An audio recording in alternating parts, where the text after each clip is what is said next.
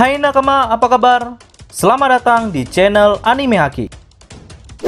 Pada video kali ini kami akan membahas One Piece Chapter 1018 yang memperlihatkan sengitnya duel di antara Jinbe versus Wushu. Apa saja isi cerita kali ini? Mari kita bahas bersama-sama. Cerita kali ini dimulai dengan memperlihatkan cover story. Cover story kali ini, Oda Sensei menggambar dua karakter Tobiropo yang telah tumbang. Satu di tangan Big Mom dan satu lagi di tangan Nami yang dibantu Zeus. Mereka adalah Ulti dan juga Petsuan. Nah, dalam gambar itu, Ulti sedang mengganggu Petsuan yang sedang membaca buku tentang dinosaurus. Oke, kita langsung masuk saja pada inti pembahasan.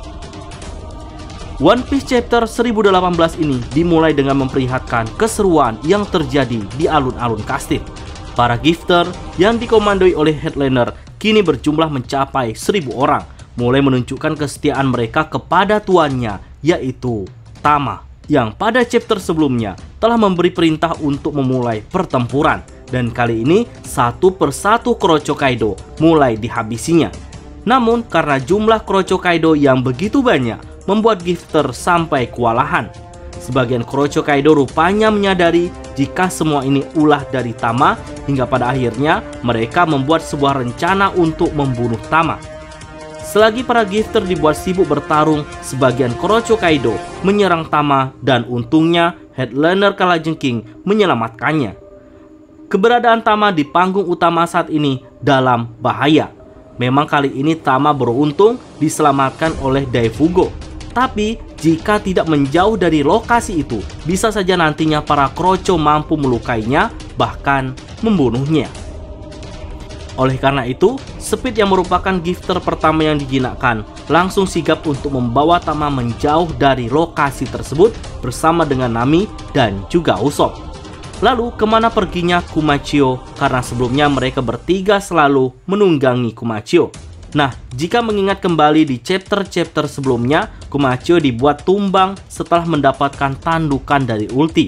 Dan salah satu gifter yang bernama Gazelman dengan senang hati menawarkan diri untuk menjaga Kumachio dari para Kroco Kaido yang bisa saja berniat untuk membunuh Kumachio.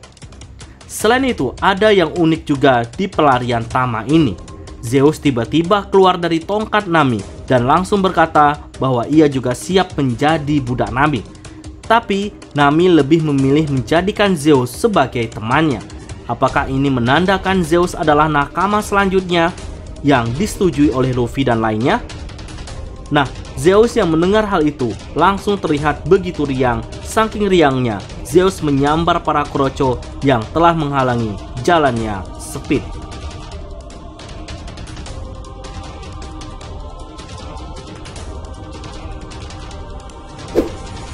Di chapter ini, kita lagi-lagi diperlihatkan agen pemerintah dunia yang masih mengawasi jalannya pertempuran di Onigashima.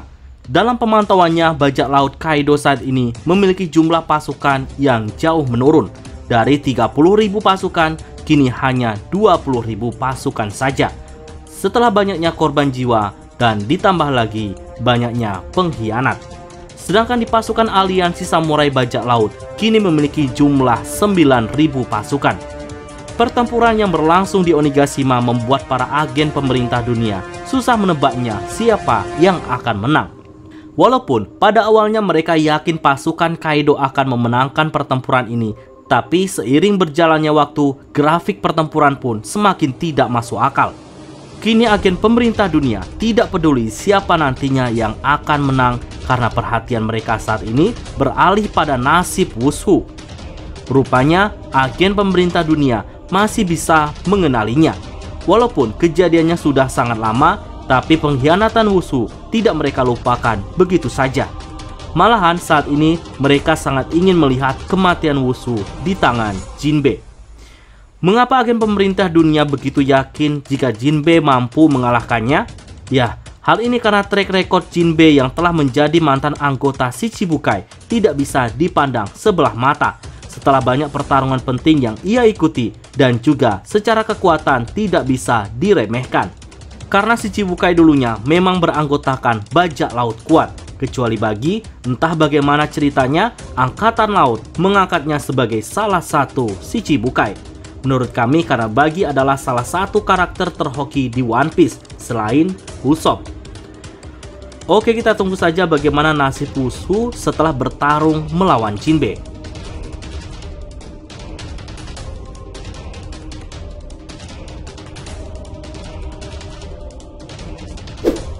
Kita beralih pada kejadian lantai 4 Kastil Kaido. Suasana di sana terlihat begitu berantakan, banyak puing-puing bangunan hancur yang menandakan duel antara Jinbe versus Wushu memang sangat sengit.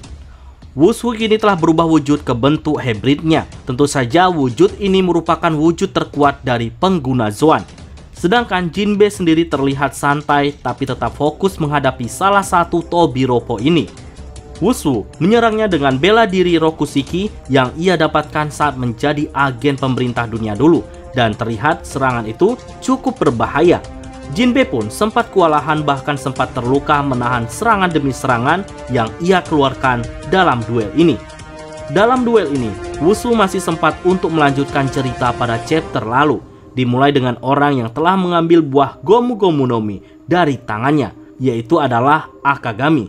Tapi, apakah Akagami langsung yang mencurinya atau malahan krunya? Sebenarnya ada satu kru Akagami yang patut dicurigai. Dia adalah Luffy-ro. Ia sempat digadang-gadangkan memiliki kemampuan gerak secepat kilat. Hingga untuk mencuri buah iblis Gomu Gomu pun sangat mudah, tanpa disadari oleh Wushu. Tapi jika Akagami sendiri yang mengambilnya, berarti Akagami memiliki kecepatan pergerakan yang juga patut diperhitungkan. Nah, dalam pernyataan Wushu, Luffy adalah orang yang menggunakan topi jerami milik Akagami dan juga orang yang telah memakan buah iblis Gomu Gomu. Jadi baginya, Luffy layak untuk mati sebagai pengganti Akagami yang ia incar selama ini. Lalu, Wushu mulai menceritakan tentang masa lalunya di penjara.